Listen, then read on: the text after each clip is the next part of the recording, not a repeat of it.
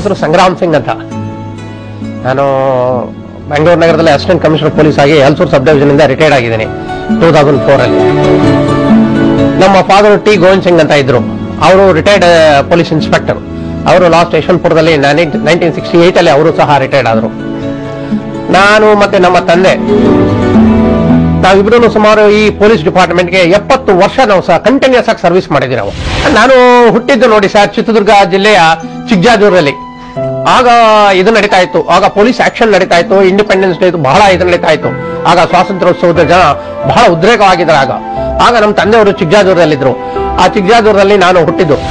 ನಮ್ಮ ತಂದೆಯವರಿಗೆ ಒಟ್ಟು 10 ಜನ ಮಕ್ಕಳಿದ್ರು, ಅದರಲ್ಲಿ ನಾನು ಮಧ್ಯಮ. ನನಗೇನಾಯ್ತು, ತಂದೆಯವರು ನಮ್ಮ ಅಣ್ಣ ನಮ್ಮ ಚಿಕ್ಕಣ್ಣ ಅವರು ನಮ್ಗೆ ಯಾರಿಗೂ ಇದ್ ಮಾಡ್ತಾ ಇರ್ಲಿಲ್ಲ, ನನಗೆ ಸಹ ಬಹಳ ಇದ್ ಮಾಡ್ತಾ ಇದ್ರು. ಆಗಿನ ಕಾಲದಲ್ಲಿ ಸುಮಾರು ಬೆಳಿಗ್ಗೆ 5:30 6 ಗಂಟೆಗೆ ನಮ್ಮ ತಂದೆ ಇದನ್ನು ಸಹ ಶೇವಿಂಗ್ ಮಾಡ್ಕೊಳ್ಳುವಾಗ, ಏಯ್ ಬಾಬು ಬಾರೋ ಇಲ್ಲಿ ಪಕ್ಕದಲ್ಲಿ ನಿಂತ್ಕೊಳ್ಳೋ, ಮುತ್ತು ಕೊಡೋ ಅಂತ ಹೇಳ್ತಾ ಇದ್ರು. ಇವತ್ತಿನ ದಿವಸ ನಿಂತ್ಕೊಳ್ತಾ ಇದ್ದಿದ್ದು ಚೇರು ಸಹ ನನ್ನ ಮೇಲೆ ಅದನ್ನ ಪ್ರೊಟೆಕ್ಷನ್ ಮಾಡ್ಕೊಂಡು ಬಂದಿದ್ದೀನಿ, ಅದನ್ನ ಇಟ್ಕೊಂಡಿದ್ದೀನಿ ನಾನೀಗ.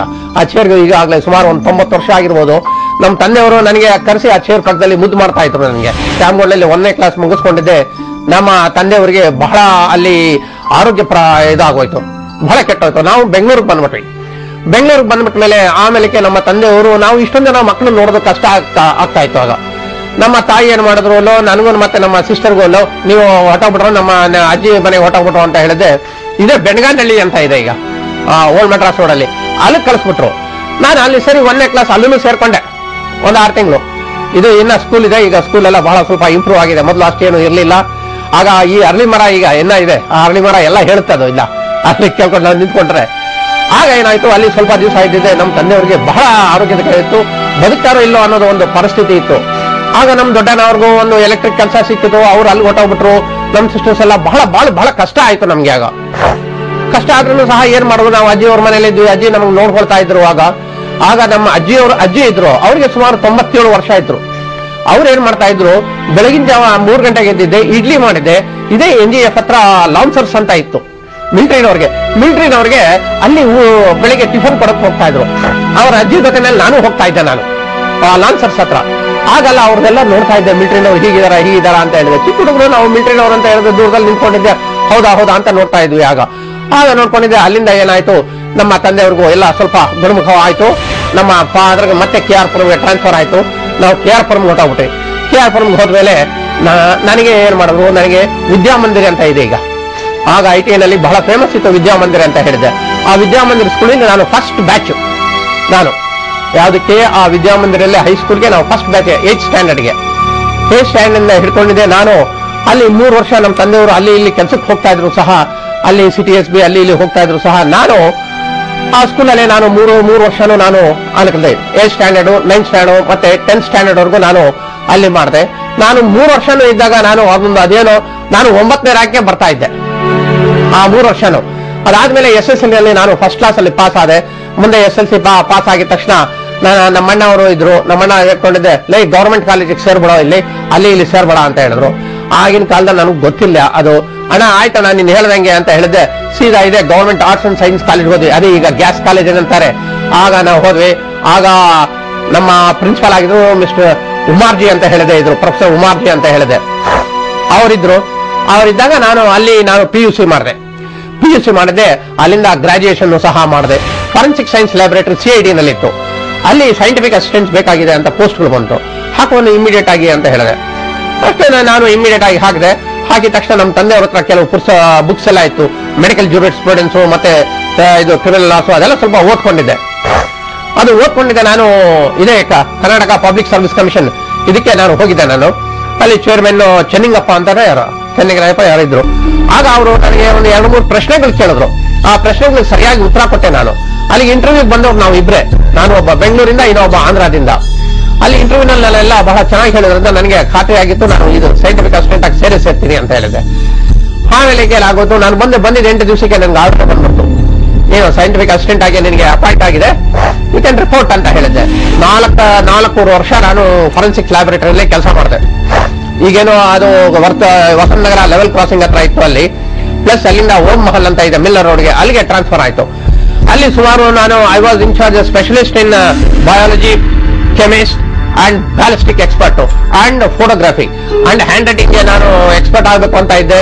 ಆದರೆ ಅಷ್ಟೊತ್ತಿಗೆ ನಾನು ಬಹಳ ಕೇಸಸ್, ಮೋರ್ ದನ್ ಒಂದು 10,000 ಕೇಸಸ್ ನಾನು ಮಾಡಿದ್ದೆ. ಅಲ್ಲಿ ಫೇಮಸ್ ಕೇಸು ಲೈಕ್ ಒಂದು ಶಾರದಾ ಬಾಯ್ ಅಂತ ಹೇಳಿದ್ದೆ, ಒಂದು ಮರ್ಡರ್ ಹೋಗ್ಬಿಟ್ಟಿದ್ದು ಹೊಸಪೇಟೆನಲ್ಲಿ. ಒಂದು ಸೆಪ್ಟಿಕ್ ಟ್ಯಾಂಕ್ ಅಲ್ಲಿ ಹಾಕಿಗೆ ಮರ್ಡರ್ ಮಾಡ್ಬಿಟ್ಟಿದ್ರು. ಆ ಮರ್ಡರ್ ಮಾಡಿದ್ದೆ, ಅದಕ್ಕೆ ಸೂಪರ್ ಇಂಪೋಸಿಷನ್ ಬೇಕಾಗಿತ್ತು. ಆಗಿನ ಕಾಲದಲ್ಲಿ ಅಷ್ಟೊಂದು ಸೂಪರ್ ಇಂಪೋಸಿಷನ್ ಏನು ಇರಲಿಲ್ಲ. ಆ ಎಂಬುದೆಲ್ಲ ಸ್ಕಲ್ ಎಲ್ಲ ಕಳಿಸಿದ್ರು ಆಗಲ್ಲ. ಆಗೆಲ್ಲ ಸ್ಕಲ್ ಎಲ್ಲ ಕಳಿಸಿ ಅವ್ರದ್ದು ಒರಿಜಿನಲ್ ಫೋಟೋಸ್ ಎಲ್ಲ ತಗೊಂಡಿದ್ದೆ. ನಾವೆಲ್ಲ ಸ್ಟಡಿ ಮಾಡಿದ್ವಿ ನಾವು. ಆಗ ಫಸ್ಟ್ ಸೂಪರ್ ಇಂಪೋಸಿಷನ್ ಇನ್ ಕರ್ನಾಟಕ ಅಂತ ಹೇಳಬೇಕು ಆ ಕೇಸ್ ಅದನ್ನು. ಆಗ ಆ ಸೂಪರ್ ಇಂಪೋಸಿಷನ್ ಎಲ್ಲ ಮಾಡಿ ನಮಗೆ ಒಳ್ಳೆ ಹೆಸರು ಬಂತು. ನಾಗ ಬಯಾಲಜಿನಲ್ಲಿ ಬಯಾಲಜಿಕಲ್ ಸೆಕ್ಷನ್ ಈ ಬ್ಲಡ್ ಮತ್ತು 7 ಇವೆಲ್ಲ ಇರ್ತಾವಲ್ಲ ಇಂಪಾರ್ಟೆಂಟ್, ಇವೆಲ್ಲ ನಾನು ಸುಮಾರು ಒಂದು 5,000 ಕೇಸಸ್ ಮಾಡಿದ್ದೇನೆ. ಮತ್ತೆ ಕೆಮಿಕಲ್ ಅಲ್ಲಿ ಈ ವಿಸ್ರ ಇದು ಪೋಸ್ಟ್ ಮಾರ್ಟಮ್ ಆಗಿದ ತಕ್ಷಣ ಈ ಸ್ಟಮಕ್, ಲಿವರ್ ಅದು ಇದು ಎಲ್ಲ ಕಳಿಸ್ಕೊಡೋರೆಲ್ಲ, ಅದರಲ್ಲಿ ಏನ್ ವಿಷ ಇದೆಯೋ ಏನಿಲ್ಲ ಅದನ್ನ ಚೆಕಪ್ ಮಾಡಬೇಕು ಅಂತ ಹೇಳಿದ್ದೆ. ಆಗ ಮಿಸ್ಟರ್ ಲಕ್ಕೇಗೌಡರು ಅಂತ ಹೇಳಿದ್ರೆ ಡೈರೆಕ್ಟರ್ ಇದ್ರು. ಆಗ ನಮಗೆ ಫ್ರೀ ಹ್ಯಾಂಡ್ ಕೊಟ್ಟಿದ್ರು. ಆಗ ನಮಗೆ ಕಡೆಗೆ ನನಗೆ PSI ಆಗಬೇಕು ಅನ್ನೋದು ಒಂದು ಇದಾಗೋಯ್ತು. ಆಗ ನಮ್ಮ ತಂದೆಯವರು ಬಹಳ ಎಗನೆಸ್ಟ್ ಆದ್ರು. ಆಗ ನಮ್ಮ ತಂದೆಯವರು ಅಷ್ಟೊತ್ತಿಗೆ ಕಪಾಲಿ ಥಿಯೇಟರ್ ಅಲ್ಲಿ ಮ್ಯಾನೇಜರ್ ಆಗಿದ್ರು. ಅವ್ರು ಸುಮಾರು ಒಂದು 7-8 ವರ್ಷ ಆಗಿದ್ರು. ಬೇಡ, ನಾನು ಬಹಳ ಸಫರ್ ಮಾಡ್ಬಿಟ್ಟಿದ್ದೀನಿ, ನೀನು ನೋಡಿದ್ಯಲ್ಲ, ಬೇಡ ಇದ್ರಲ್ಲೇ ಇರು, ಮುಂದಕ್ಕೆ ನೀನು ಒಳ್ಳೆ ಆಗಿತ್ಯಾ, ನೀನು ಡೈರೆಕ್ಟರ್ ಆಗ್ಬೋದು, ಯಾಕಂದ್ರೆ ಇನ್ನ ನಿನ್ಗೆ 22 ವರ್ಷ ಅಲ್ಲ ಅಂತ ಹೇಳಿದ್ರು. ಇಲ್ಲಪ್ಪ ನಾನು ಪೊಲೀಸ್ ಸೇರ್ಬೇಕು ಅಂತ ಹೇಳಿದ್ದೆ. ಬಹಳ ಇದು ಮಾಡ್ಬಿಟ್ಟೆ. ಕಡೆಗೆ ಏನಾಯ್ತು, ನಮ್ಮ ಲಕ್ಕೇಗೌಡರು ಇದ್ರು ಡೈರೆಕ್ಟ್ರು. ಅವ್ರೇನ್ ಮಾಡಿದ್ರು, ಅವರು ಪಾಪ ಮನೆ ಕರ್ಕೊಂಡೋಗಿದ್ದೆ ಬಹಳ ಇದು ಮಾಡಿದ್ರು. ಇಲ್ಲ ಸರ್, ನಾನು ಸೇರ್ಬೇಕು ಅನ್ನೋದು ಒಂದು ಮನಸ್ಸು ತೀರ್ಮಾನ ಮಾಡ್ಕೊಂಡ್ಬಿಟ್ಟಿದ್ರೆ, I don't want to continue here ಅಂತ ಹೇಳ್ಬಿಟ್ಟೆ. ಸರಿನಪ್ಪ ಅಂತ ಹೇಳಿದೆ. August 1, 1972ಗೆ ನನಗೆ ಆರ್ಡರ್ ಬಂತು. ನನಗೆ ಇಂಟರ್ವ್ಯೂಗೆಲ್ಲ ನಾನು ಹೋಗಿದ್ದೆ. ನಾನು 2 times ಇಂಟರ್ವ್ಯೂಗೆ ಹೋಗಿದ್ದೆ. ಸೆಕೆಂಡ್ ಟೈಮ್ ನಾನು ಸೆಲೆಕ್ಷನ್ ಆಗ್ಬಿಟ್ಟೆ. ನಾನು ಪೊಲೀಸ್ ಟ್ರೈನಿಂಗ್ ಕಾಲೇಜ್ಗೆ 1972ನಲ್ಲಿ. ಟ್ರೈನಿಂಗ್ ಕಾಲೇಜಲ್ಲಿ ಸ್ವಲ್ಪ ನನಗೆ ಕಷ್ಟನೇ ಇತ್ತು. ಯಾಕಂದ್ರೆ ನಾನು ಅಲ್ಲಿ ಓಡಬೇಕು, ಎಲ್ಲ ಇದು ಮಾಡಬೇಕು, ಡ್ರಿಲ್ ಎಲ್ಲ ಮಾಡಬೇಕು. ಅಷ್ಟಕ್ಕೆ 4 ವರ್ಷ ನಾನು ಈ ಕೆಮಿಕಲ್ಸ್ ಅಲ್ಲಿ ಇದು ಮಾಡಿ ಆ ವಾಸನೆ ಅದು ಇದು ಎಲ್ಲ ನೋಡಿ ನನಗೆ ಬಹಳ ಕಷ್ಟ ಆಗ್ತಾ ಇತ್ತು. 1-2 ತಿಂಗಳು. ಆಗ ಇದ್ರು ಮಿಸ್ಟರ್ ವಾಸುದೇವನ್ ಅಂತ ಹೇಳಿದ್ದೆ, ನೀನು ಇದು ಮಾಡ್ಬೇಡಪ್ಪ, ಇಲ್ಲಾಂದ್ರೆ ನೀನು ಬಿಟ್ಟು ಹೋಗ್ಬೇಕಾಗತ್ತೆ, ಯು ಹ್ಯಾವ್ ಟು ಸಫರ್ ಅಂತ ಹೇಳಿದ್ರು. ಕಡೆಗೆ ನಾನೇನ್ ಮಾಡೋದು, ಬೆದ್ದರಿದ್ದು ಆಲ್ಟರ್ನೇಟಿವ್. ಅಷ್ಟೊತ್ತಿಗೆ ಏನ್ ಮಾಡಿದೆ, ಸರಿ ಅಂತ ಹೇಳಿದೆ. ನಾನು ಸ್ವಲ್ಪ ಗಟ್ಟಿ ಮನಸ್ಸು ತಗೊಂಡು ಮಾಡ್ತಾ ಇದ್ದೆ. ವಾಸುದೇವನ್ ಇದಕ್ಕೆ 1-2 ತಿಂಗಳು ಇದ್ಮೇಲೆ ಟ್ರಾನ್ಸ್ಫರ್ ಆದ್ರು. ಆಮೇಲೆ ನಮ್ಮ ಗುರುಗಳಾದ ಶ್ರೀ ರೇವಣ್ ಸಿದ್ದಯ್ಯ ಸಾಹೇಬರು ಬಂದ್ರವರು. ಆಗ ಪೊಲೀಸ್ ಟ್ರೈನಿಂಗ್ ಕಾಲೇಜ್ಗೆ ಸ್ವಲ್ಪ 1-2-3 ತಿಂಗಳು ಆಯ್ತು. ನಾವು ಎಲ್ಲ ಅಕಷ್ಟ ಮಾಡ್ಬಿಟ್ಟು ಇನ್ನು ಎಷ್ಟು ದೂರ ನಡಿಬೇಕನ್ನೋ ನಡಿತೀವಿ, ಓಡ್ಬೇಕು ಅಂದ್ರೆ ನಾವು ಓಡ್ತೀವಿ ಅಂದ್ರೆ ಅಷ್ಟು ಬ್ರಿಸ್ಕ್ ಆಗಿ ನಮಗೆ ಟ್ರೈನಿಂಗ್ ಕೊಡ್ತಾ ಇದ್ರು. ಟ್ರೈನಿಂಗ್ ಕಾಲೇಜಲ್ಲಿ ರಾಯಚೂರಿಗೆ ಪೋಸ್ಟಿಂಗ್ ಕೊಟ್ಬಿಟ್ರು. ಆಗ ನಮ್ಮ ತಂದೆಯವ್ರಿಗೆ ಗೊತ್ತಾಯ್ತು, ಏನಪ್ಪಾ ರಾಯಚೂರಿಗೆ ಆಗೋಗ್ಬಿಟ್ಟಿದೆಯಲ್ಲ ಅಂತ ಹೇಳಿದ್ರು. ಇಲ್ಲಪ್ಪ ಹೋಗಿ ಬರ್ತೀನಿ, ಪರವಾಗಿಲ್ಲ ಅಂತ ಹೇಳಿದ್ರು. ಆಗ ನಮ್ಮ ಸೆರೆಮೋನಿಯಲ್ ಪರೇಡ್, ಪಾಸಿಂಗ್ ಔಟ್ ಪರೇಡ್ಗೆ ನಮ್ಮ ತಂದೆಯವರು ನಮ್ಮ ತಾಯಿಯವರು ಸಹ ಬಂದಿದ್ರು.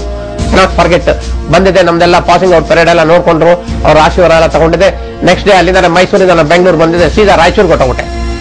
ರಾಯಚೂರಿಗೆ ಹೋದ್ಮೇಲೆ ರಾಯಚೂರು ಸಿಟಿನಲ್ಲಿ ನನಗೆ ಸದರ್ ಬಜಾರಲ್ಲೇ ಹಾಕಿದ್ರು. ಸದರ್ ಪ್ರೊಬೇಷನರ್ ಅಂತ ಹೇಳಿದೆ. ಆಗ ಮೋಟರ್ ಸೈಕಲ್ಗಳೆಲ್ಲ ಕಡಿಮೆ. ಆಗ ರಾಯಲ್ ಎನ್ಫೀಲ್ಡ್ ಆಗ ಬಹಳ ಚೆನ್ನಾಗಿತ್ತು. ಆಗ ಒಂದೇ ಒಂದಿತ್ತು, ನಮ್ಮ ಸಬ್ ಇನ್ಸ್ಪೆಕ್ಟರ್ ಹತ್ರ ಬಡಗೇರ್ ಅಂತ ಇದ್ರು, ಅವ್ರ ಹತ್ರ ಇತ್ತು. ನಮ್ಗೆ ಸೈಕಲ್ ಅಲ್ಲೇ ಒಬ್ಬ ಗಾಂಧಿ ಸೈಕಲ್ ಮಾರ್ಟ್ ಅಂತ ಇತ್ತು ರಾಯಚೂರಲ್ಲಿ. ಆ ಸೈಕಲ್ ಮಾರ್ಟ್ ಹತ್ರ ಯಾರೇ ಪ್ರೊಬೇಷನರ್ ಹೋಗಿದ ತಕ್ಷಣ ಅಲ್ಲಿ ಒಂದು ಸೈಕಲ್ ತಗೊಂಡ್ಬಿಡೋದು, ಒಂದು ಹರ್ಕ್ಯುಲಸ್ ಸೈಕಲ್ ತಗೊಂಡ್ಬಿಟ್ಟಿದ್ದೆ, ಬಂದ್ಬಿಡೋದು ಅಷ್ಟೇ. ಅಲ್ಲಿ ಆ ಹರ್ಕ್ಯುಲಸ್ ಸೈಕಲ್ ಅಲ್ಲಿ ಊರೆಲ್ಲ ರೌಂಡ್ ಹಾಕೋದೇ ಇದೆ. ನಾವು ಫೇಮಸ್ ಇದ್ವಿ. ನಾವು ಯಾವ್ದಕ್ಕೆ ಅಂತ ಹೇಳಿದ್ರೆ, ಈ ಸಿನಿಮಾದಲ್ಲಿ ಸ್ಮೋಕಿಂಗ್ ಕೇಸಸ್ ಆಗ್ತಾ ಇತ್ತಲ್ಲ, ಆ ಸ್ಮೋಕಿಂಗ್ ಕೇಸಸ್ ಹಾಕೋದ್ರಲ್ಲಿ ನಾವು ಬಹಳ ಎಕ್ಸ್ಪರ್ಟ್ಸ್ ಇದ್ವಿ. ಬಿರಿಕಿಲ್ಲ ಅಂದ್ರೂ 25-30 ಕೇಸ್ಗಳು ಹಾಕ್ತಾ ಇದ್ವಿ.